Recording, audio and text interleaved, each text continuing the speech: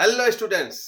Students, आप सभी जानते हैं कि बेसब्री से मेरे वीडियो का इंतजार कर रहे हैं क्योंकि सेमेस्टर 3 का जो सेक पेपर है और एसीसी पेपर है, ये ओएमआर शीट में एग्जाम होने वाली है। क्वेश्चन एमसीक्यू में आने वाला है, लिख के नहीं बल्कि काला करके जवाब देना होगा। तो आज की वीडियो में हम लोग जानेंगे कि ओएमआर शीट होती क्या है, इसको कैसे भरना चाहिए और भरते समय क्या-क्या सावधानियां बरतना चाहिए। आपने बहुत सारे वीडियो देखे होंगे, इस पर बहुत सारे यूट्यूबर ने डाले हुए हैं, लेकिन एसकेजी ज्ञान ज्योति आपके लिए लेकर आ रही है पहली बार ओएमआर शीट कैसे भरें। तो मेरे चैनल पर आप पहली बार हैं तो चैनल को सब्सक्राइब कर लें और वीडियो को लाइक कर दें, और वीडियो अच्छा लगे तो अपने 10 दोस्तों को जरूर से जरूर शेयर करें। तो आइए चलते हैं एसकेजी ज्ञान ज्योति स्क्रीन पर और कुछ पॉइंट के माध्यम से हम समझने की कोशिश करते हैं कि ओएमआर शीट होता क्या है। तो स्टूडेंट्स, हम लोग आ गए हैं स्क्रीन पर।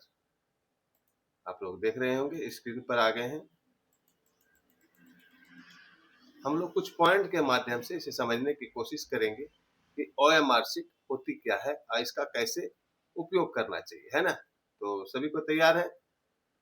देखिए, सबसे पहले ओएमआर शीट क्या होती है।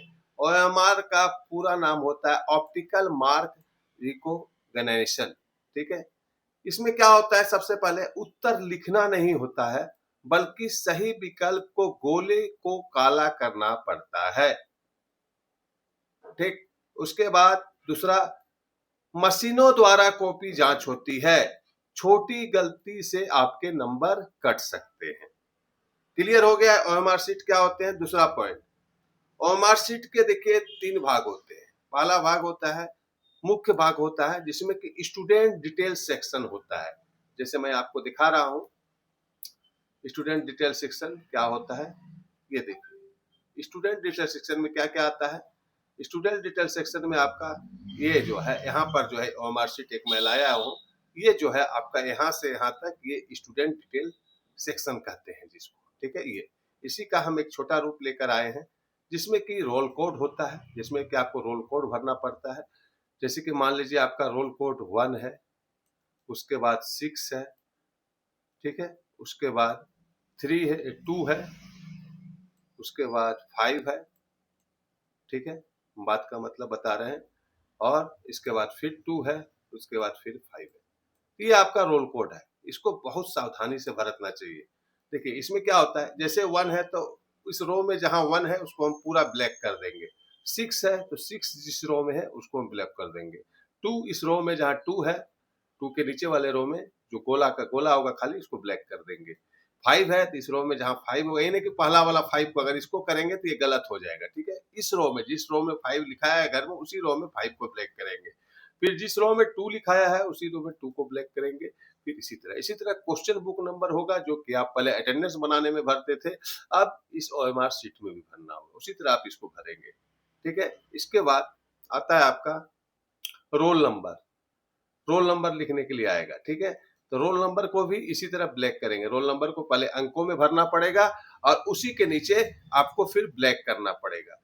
जैसे 0 है तो फर्स्ट 0 को हम ब्लैक किए, इस लाइन में 1 है तो फर्स्ट इस रो में जो 1 था उसको हम ब्लैक किए, गोला किए, गोला को काला किए। फिर 2 जहां है 2 किए, 0 है फिर 0 को किए, 6 है तो इस लाइन में जहां 6 है उसको ब्लैक किए, 7 है उसको 7 ब्लैक किए, 8 है 8 ब्लॉक किए।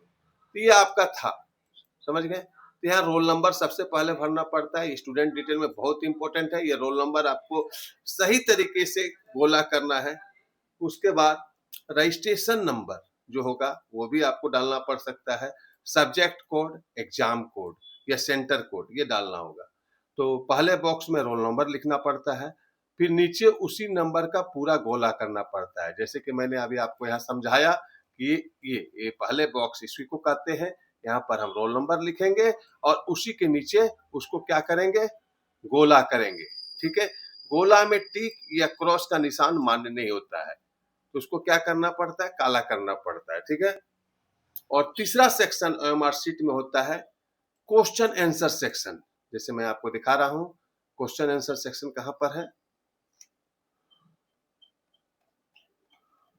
ये जो है, ये जो सेक्शन है पार्ट ए बी, ये जो सेक्शन है इसको हम लोग क्वेश्चन आंसर सेक्शन कहते हैं। ठीक है, तो ये होता है क्वेश्चन आंसर सेक्शन, जिसमें हर प्रश्न के 4 विकल्प आपको मिलेंगे, जिसमें कि एक जो सही होगा उसी को गोला करें।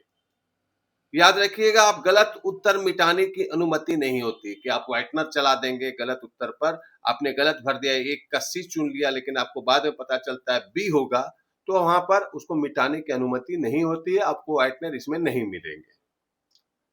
ओएमआर शीट भरते समय जरूरी नियम। अब आपको जब ओएमआर शीट भरते हैं तो क्या करना है और क्या नहीं करना है, थोड़ा इस पर हम लोग ध्यान देंगे स्टूडेंट्स, ताकि पहली बार आप परीक्षा देने जा